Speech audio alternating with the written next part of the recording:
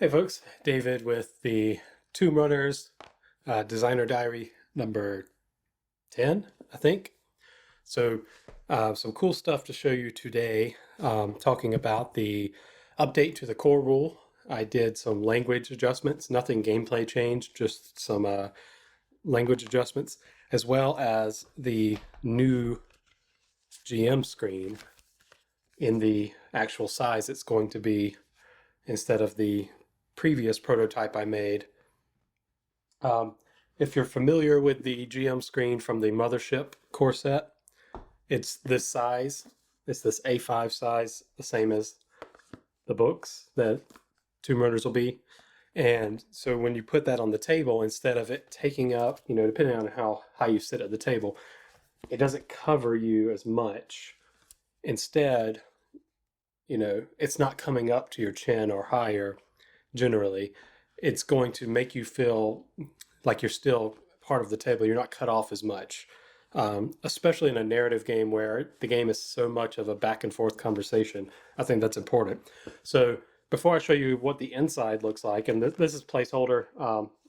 This is one of the great pieces of art for the game, of course, and I'm using that on the front for right now.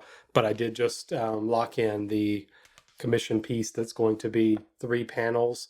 It's going to be a lich and his skeleton army fighting the party of archetypal fantasy heroes. There's going to be like a knight or a cleric raising his shield, barbarian with a big axe, thief sneaking with daggers and a potion, a flask, and a wizard casting, blasting some spell at the skeletons. It's going to be a really cool scene. It's going to be ultra wide aspect ratio for the GM screen panels here. Super excited, and the artist is got a great style that really fits in with the OSR as well as Tomb Runners, because I am going for a specific tone to the art in Tomb Runners, and if you've been following along, you know what I mean. Like the cover. The cover is very OSR in what it's displaying, but the tone, the style is a little more stylized, almost cartoony. I've mentioned before I wanted the character's face to almost have a Scooby-Doo expression, and I think that really comes through there. So the art on the GM screen is going to be similarly stylized and fun. I want the art to be fun and convey the tone while not being grim, dark, and too gritty. So first off, let's talk about the update to the core rule wording. The core rule, this is the narrative D20 system. It's simply turning a old school D20 roll high system into a non-binary outcome roll high system with scaling success on predetermined DC, a static DC chart. 1 to 9 is a failure with something bad happening. 10 to 15 is a success with a consequence. So the player succeeds at what they were trying to do, but something bad happens in return. And then 16 to 20 is a full success. And 21 plus is a critical success because you can add a D6 if you push your roll, and you can get over a 20 if you do that. And some players will want to house rule critical failures if you roll a natural 1, and that's fine. You can add a 5th degree of success, basically. But what I want to talk about is the way I had this written previously did not. It functioned, but it did not convey the intent of the rule and how I want it to be used. So originally, this was the first draft printing before I had a lot of the layout done on the inside. It's a lot of just blank words on a page, on words on a blank page. But the original draft of the core rule said players action rolls. Players state what they are attempting and roll D20 with stat versus the following table to determine the result. And that sounds like any other D20 you've ever played. That sounds like, original D&D basically. So then the second draft, I added in some language that talked more about how the GM plays off of that. So I added in at the end of that paragraph, the GM describes the outcome and any consequences. That shows that it's player roles, and then GM explains what happens in the scene, how the scene continues, and applies any consequences. So that got a little closer, but it was still missing the the first half of showing players how and when to roll and what that looks like in play. So the current language, and I think this is close to final because it adds a lot of those puzzle pieces without changing the rules or changing the way it works. The current, I'm reading straight from the GM screen here because I just printed this out and made this prototype. The current language for the core rule for the narrative D20 system is, quote, when facing danger or an obstacle, players say what they're doing, how they're doing it, and what their goal is. They roll D20 based on the stat used against the following table to determine the result. The GM describes the outcome of the roll and any consequences. So that brings all of the puzzle pieces together to explain how this is a narrative system. It tells you when you roll, which is if there's ever a question of the outcome. So if you're facing danger or an obstacle, that's when you have an action roll. That's the first sentence. Then it tells players how to state their intent and make the action roll. It tells them to say what they're doing, how they're doing it, and what their goal is. And all three of those are important. The what you're doing, very obvious, just like any RPG, you say what you're doing on your turn. How they're doing it, that is what gives it flavor. You don't just say, I attack the orc with my axe. You say how you're doing that. You're charging in, you're swinging at his arm, or he's got a shield, so you're swinging for his legs. You explain how you're attacking. Or if you're using a fire spell, you explain what you're doing with it and how you're doing it. You don't say, I cast fireball. You say, I'm throwing a fireball at the goblin wizard and sorcerer over there that's also casting a spell. And then you state your goal. The example I'm put in the book now is the warrior is leaping at a goblin who's holding a firebomb. He's leaping at him, swinging at his arm, explaining how and what he's doing and how. And his goal is to stop the goblin from throwing that firebomb. So depending on how well you roll, maybe the warrior misses and falls prone. That's his failure and consequence. Or if he rolls a success with a consequence, he hits the goblin, but the firebomb falls at his feet and explodes on him. He succeeded in hitting the goblin, but something bad happened, and the goblin didn't throw the firebomb at the party. He achieved his goal, the warrior achieved his goal, but still paid a price for it. Or if you get a success, maybe he hits the goblin, stops him from throwing the firebomb, and it just drops to the floor safely.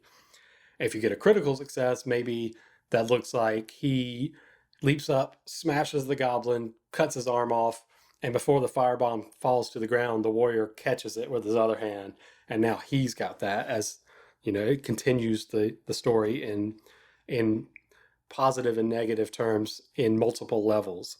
And that's the heart of play for this system. And the point of a narrative non-binary system, not only it generates a more living story with everything players do. This system and the way it's worded, it naturally gives the GM language to follow up on, no matter how the outcome is. When the players say what their goal is, that immediately tells the GM, this is what happens next, good or bad. They succeed and they stop, their goal happens, or they fail, and what they were trying to do isn't stopped, and it happens instead. And so there's no monster turns in this system. The scene happens around the players. The monsters act around the players after they make an action. So the GM sets the stage, sets the scene, tells them what the dangers and obstacles in the scene are. The players say how they're going to approach them, what they're going to do, what their goal is. They make action rolls, and then depending on the outcome, that's when things continue. That doesn't mean monsters can't act when players have a high roll. If the warrior succeeds his roll, knocks the goblin to the ground, the GM can explain what the other goblins are going to do next. And you want to cut the action right before the bad thing happens. So, the warrior stops that goblin, but then two more appear on a ledge with bows drawn, about to shoot an arrow at the party. What happens next? What do you do? That's where you would advance the scene and cut it right before something bad happens. You present a danger or a threat, and that's when you call for action. You say, what's your next move? And if the players do something risky or, act in the face of danger directly or against an obstacle, that needs some uncertain outcome, that's when an action roll happens. This is all inspired heavily by John Harper. He has a YouTube video explaining when rolls happen in Blades in the Dark, and that's the same kind of flow to the game that I want to happen here. You're not calling for, you enter a mysterious room, do a perception, roll action, do an action roll for mind to see if you perceive anything. That's not how this game works. You explain what the players see and ask them what they do next.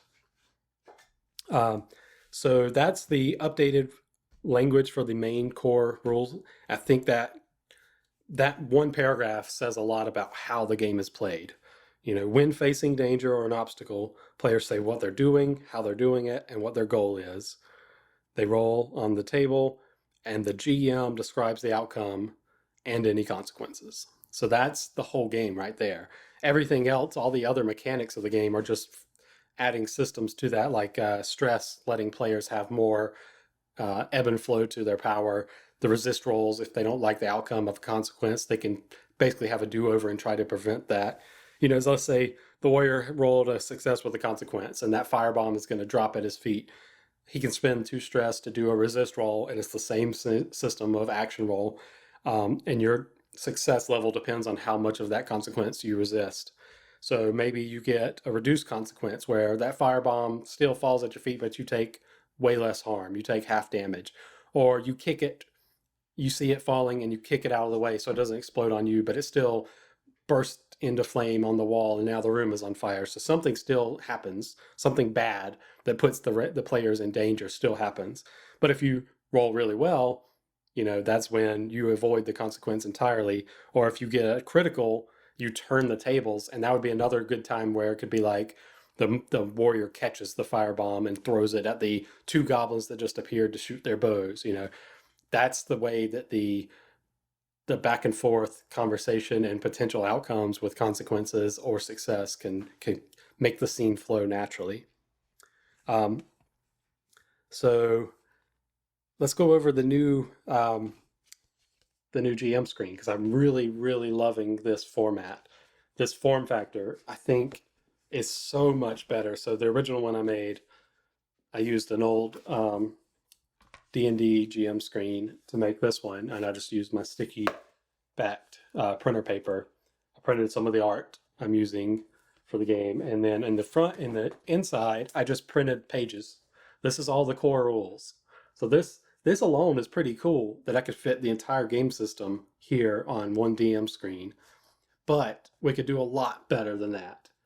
We could fit a lot more information and make it a lot smaller. We can fit all that and more in something literally half the size. So all of what I just showed you, all of those pages, all of the text from them is all right here in just the center page.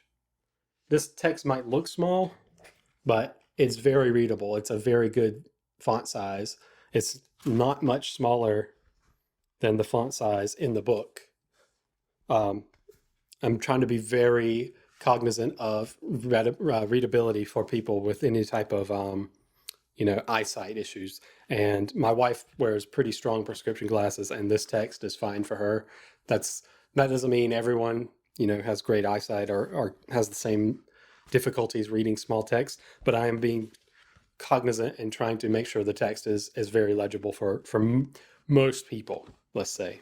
So all of the core rules, this is the whole game. This is all of the rule systems for the game. You've got your core narrative D20 action mechanic, the core rule.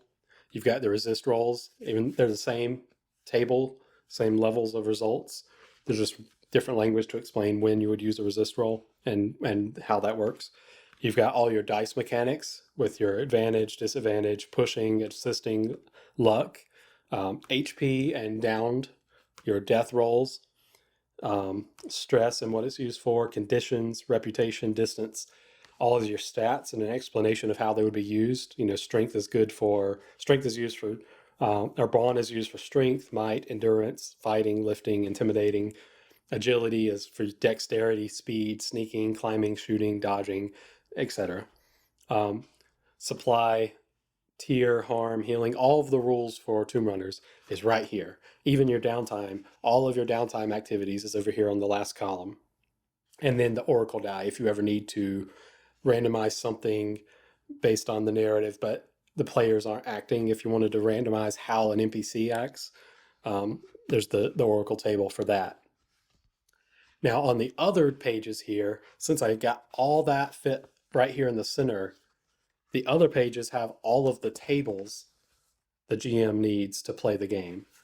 And I'll do a quick little scan here so you can see up close what it all looks like. So these are straight from the book. These are the treasure tables, the magic item creator, the consequences table, the monster creator, the encounter builder, and the tomb builder. So this is everything you need to run the game right here. The rule book will be used at play, and you'd have this at the table to reference if you wanted to look up, what's the exact wording on this player feat that, my player has Sentinel on his player sheet, and he didn't write out the full feat. So let me look up what that is. You say, okay, it's right here. Boom. Or if you wanted to look at, language behind what's the difference in potions and scrolls.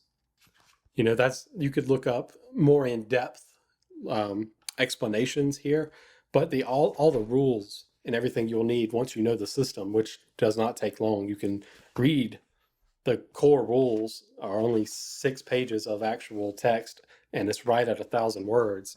That's why it fits on one page here. Once you know the system, you very rarely have to reference this in play.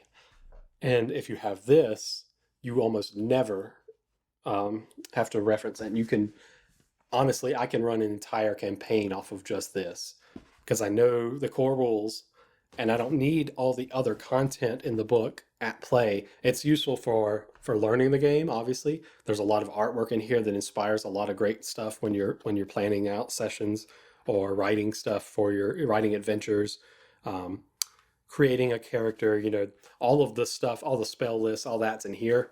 All the player content, all the extra content, but all the core mechanical content is right here. And I think that's really cool, and I think that's really important. If you're very budget minded, I would say when the Kickstarter and the crowdfunding happens, get the PDF of the book and get the hard copy, get the physical printed GM screen. Maybe that's not a good business suggestion for me because I'm not making as much money if you do that. But as far as like a very holistic experience that you can get in very affordably, that would be a really good option.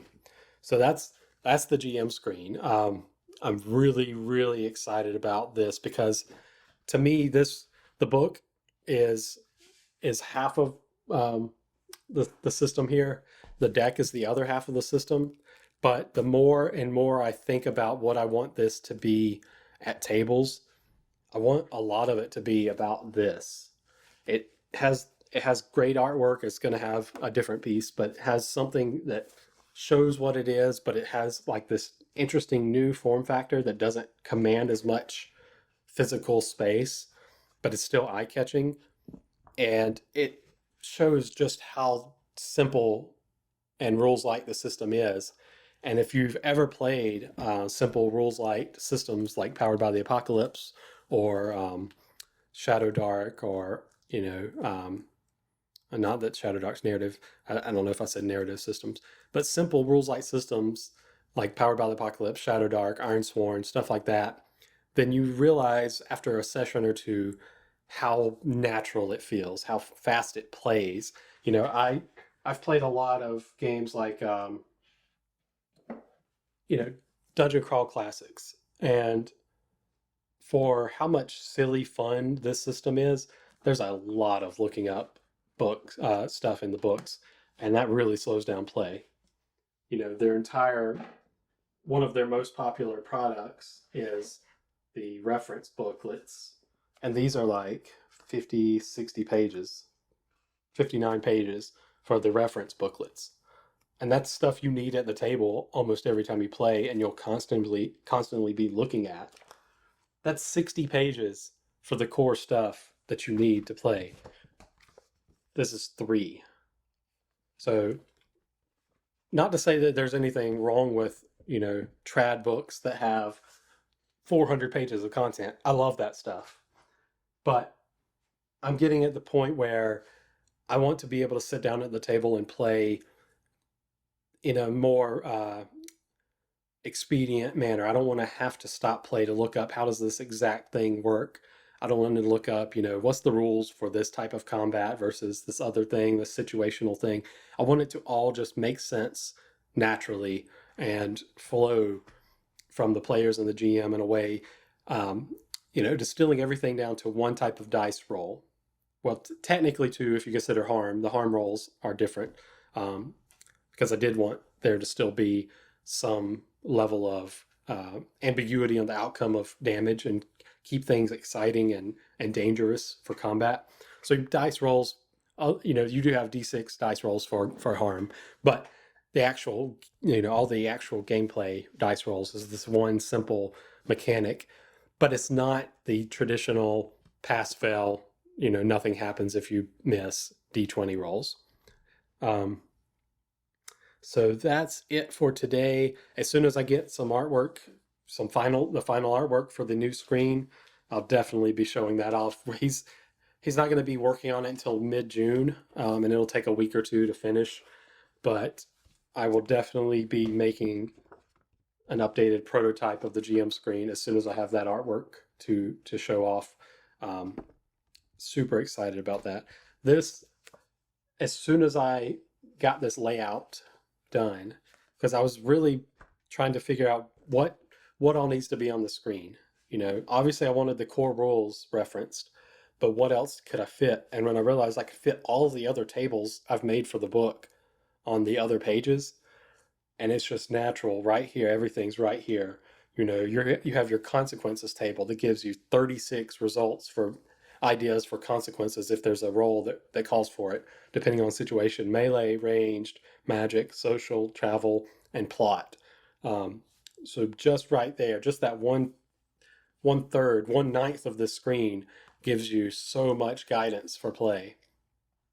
And then, treasure, magic item maker, you can play a whole campaign with just that other part of the page as far as equipping your players, giving them fun stuff to play with. And then the other page here, this is everything you need to plan a session. This has got your tomb builder, your encounter builder, and your monster builder. You can populate a mega dungeon with just this one page. And then you can roll for all the treasure and loot with the other page there. So I am super excited about this. Let me know your thoughts. I've still got some space to add a little bit of stuff on top and bottom, but I don't know if there's anything else I need to add here. Maybe some like little things here and there, like NPC names or something like that. I could throw in a chart of NPC names, behaviors, stuff like that from the rival runners page that I've showed off that is in there. But again, most of this game is about fighting monsters and not other characters. And a note on that, a couple of people have asked me, like, is this game only for these like one-off dungeon crawls, or does it support long-term campaign play? Could you run it as a city campaign? And the answer is absolutely yes. I've purposefully made some of the content for character creation not geared towards tomb running or dungeon crawling. Some of the jobs are city based. Some of the feats are less dungeon crawl specific. Some of for example, here's one that's inspired by like a ranger or a hunter type. Tracking, spend 2 supply the no location of any character. That's not going to be used much when you're doing a traditional dungeon crawl or tomb run, but if you're tracking down a big bad villain in a city or across a hex crawl session, that's a very powerful feat. So there is a lot of stuff like that. There's a Druid one, Commune, which is spend stress to communicate with nearby wildlife or a nature spirit for very limited information. So that's obviously not something you're going to be using in a tomb much either, but it is something that fits in that traditional druidic archetype or nature caster archetype for characters and players that want to play that. type of character, or for games that are not just about dungeon crawling. So I'm trying to keep it mechanically and narratively and character. I'm trying to keep it broad while still having enough. Basically, the system supports fantasy RPGs at large, and then the content in the book supports a specific type of RPG, and that's the tomb running, tomb crawling. So that's why I'm doing the zine edition, where it'll be a booklet, uh, softbound booklet with with the core system, and then you could use that to run a Blades in the Dark type city heist campaign or a hex crawl, or whatever. But if you get the full book, that's going to have all the tomb content, all the tomb runners content on top of the core system. So that'll have all the other stuff about pre-made adventures, a mega tomb. I'm gonna have a mega tomb that's like an inverted pyramid of 10 levels deep. The top level will be filled with all kinds of low-level monsters and encounters. And as you go deeper, there's less of them, but they get higher tier. So it's a natural, funnel. It's literally a funnel into the earth under a city is gonna be the base for it. So I'm gonna stop it there. I've said a lot today, but I got a lot done over the past couple days. Let me know, first off, to reiterate what you think about the current language for the core rule, and I'll reread it again here for your reference. When facing danger or an obstacle, players say what they're doing, how they're doing it, and what their goal is. They roll d20 based on the stat used against the following table to determine the result. The GM describes the outcome of the roll and any consequences. Let me know what you think about that language, if that conveys what I want it to or not. I think it's I think it's as concise as I can get it without leaving anything out for the GM or the players. I think it that paragraph alone tells you how to play the game, I think. So let me know what you think about that. And let's see, I'm not sure what I'm doing next. I'm working on the character page, the character generator page. So this is the GM. This is what the GM needs to play. The players are going to have their character sheets, and the character sheets are super minimal. It's just got your stats and your feats and your items, your inventory. But on the back of the character sheets, I want them to be two-sided. The back of the character sheets will have all of the character creation options. So it'll have all the jobs, the heritages, the feats, and maybe spell lists. To fit all of that, I'll probably have to do a larger character sheet. This is 4x6. Imagine a character sheet this size. And at this size, I think I can fit everything but the spell list. I think the spell list won't quite fit on here, but I might make those available on another page without having to use your book. Because I do want spellcasters to have something at the table they can reference. Since the magic system's so freeform in this, having their spell list on the back of their character sheet or another sheet that they can have at the table will be very helpful for just keeping their inspiration going for when they want to cast a spell. So that's it. Thank you so much for getting through this video, if you got through this one as well. The watch time has been really interesting to see people actually do. When I'm not getting a lot of views on this, I'm not promoting this anywhere. I'm literally just putting this up here as this pre-production phase of crowdfunding and all that for people to go back and watch later to see the whole process. But a couple people are already on this channel subscribed from my board game content or found it through other means. And if so, I appreciate you. Thank you. Looking forward to the next month or so as this moves forward. Because a month ago, as I've shown, or five weeks ago, this was the state of the game. This was like a 15-page booklet I printed out when I just got the cover art done, and was just writing the game, finishing up the core of the game here. This is when I still had codified classes instead of a build your own class system. And in the back, I was still writing out some of the core mechanics. This was 5 weeks ago.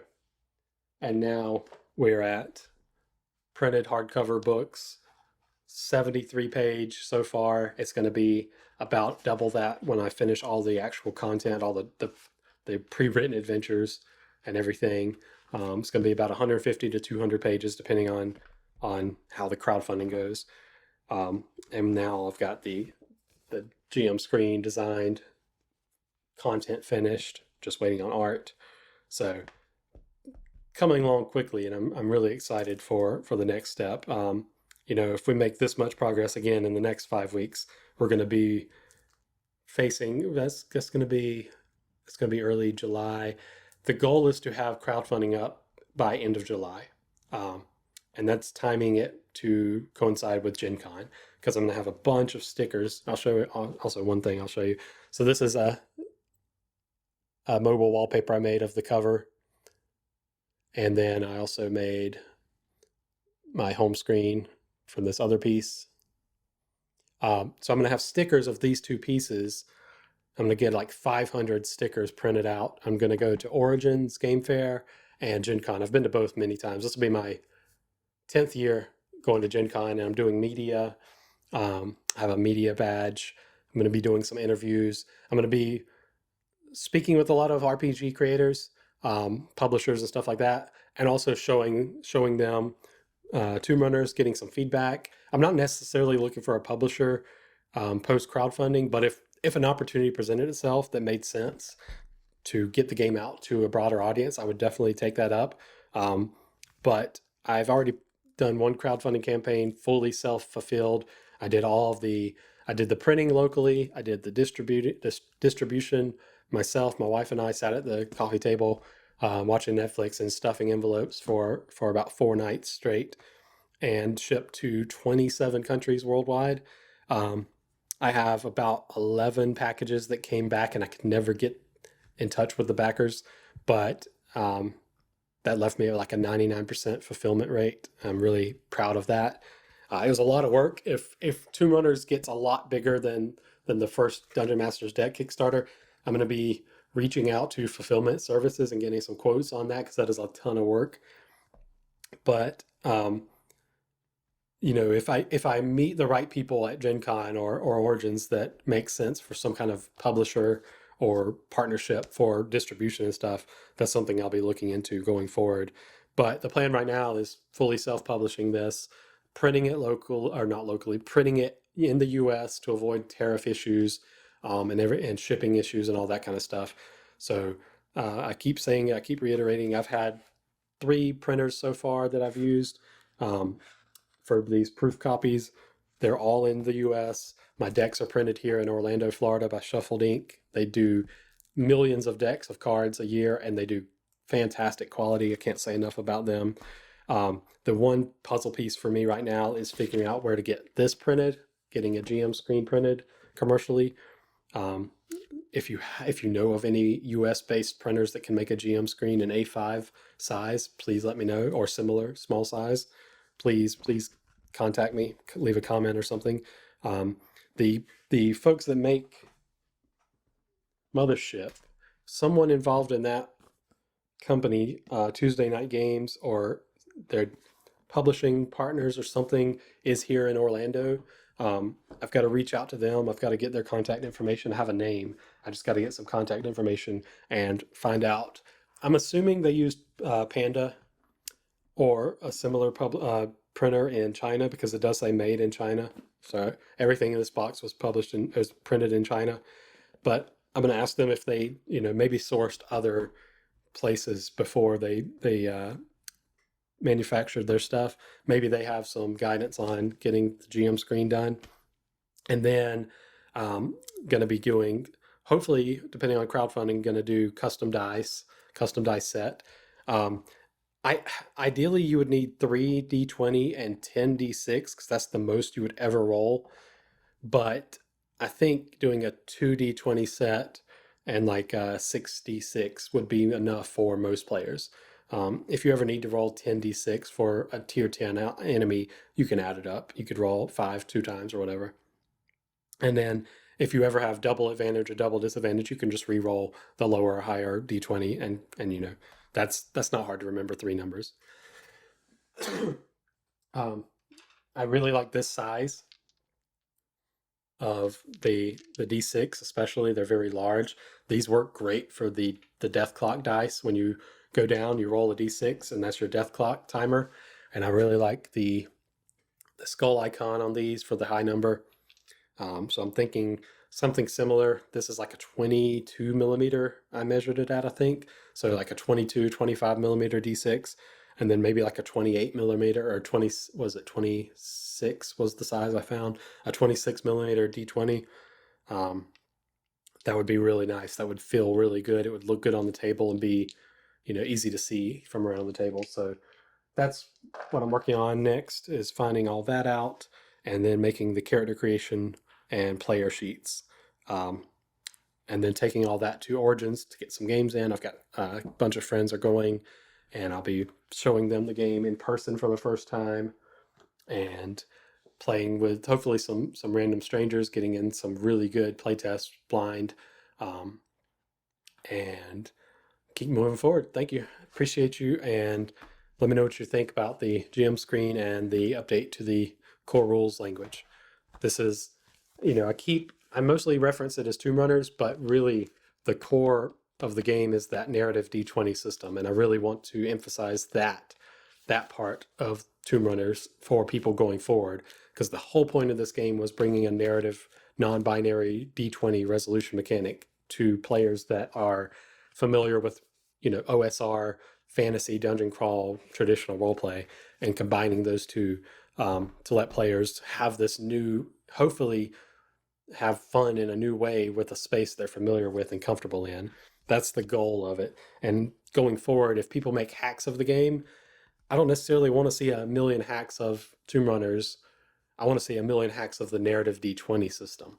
Put that narrative D20 mechanic to other genres, put it to other ideas. You can strip out all the other mechanics of Tomb Runners, but just keep that narrative D20 and you'll make something cool. That's all you need for a game, really. Similar to World of Dungeons, only having the 2D6 part of powered by the apocalypse. You know, Dungeon World was a very popular PBTA game that was powered by the apocalypse and fantasy dungeon crawling, but it had all the prescriptive moves. It had it had all the general moves, the playbook moves, all the playbooks with the very codified narrative hooks. And then World of Dungeons from John Harper just stripped all that away and just said, let's make it a one-page rule system with just that 2D6 mechanic, because that's all you need to make a creative system that inspires fun play that's non-binary outcomes and tells a story naturally with just that simple dice mechanic. That's what I'm trying to do here. That narrative D20 is bringing that same idea, stripping it down to just that, and making something with that. That's hopefully what this inspires. So that's it. I keep saying goodbye. I keep saying I'm done. I'm really done now because I've got this light on. I've got the AC off for sound, and it's getting really hot in here. It's like 96 degrees outside before heat index because it's Florida. So thank you. Talk to you soon. Appreciate you.